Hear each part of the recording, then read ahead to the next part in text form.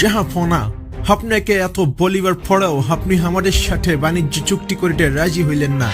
আমার পক্ষে এই চুক্তি মেনে প্রজাদের বিপদে ফেলা ঠিক আছে, তুমি চেষ্টা করো। কে আপনি?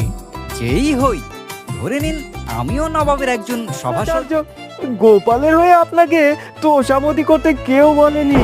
কি আজও আমি তোষামতি কখন করলাম? হলাম ভাঁড়।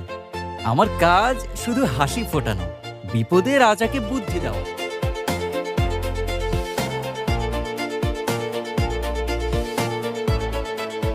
কি রাজা কৃষ্ণচন্দ্র তার রাজ্যের রক্ষাকর্তাকে সামান্য বেতন দিতে কৃপণতা করলেন?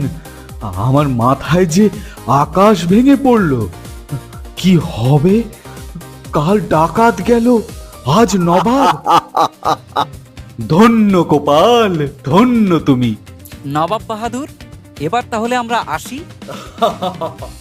হ্যাঁ, এসো এসো।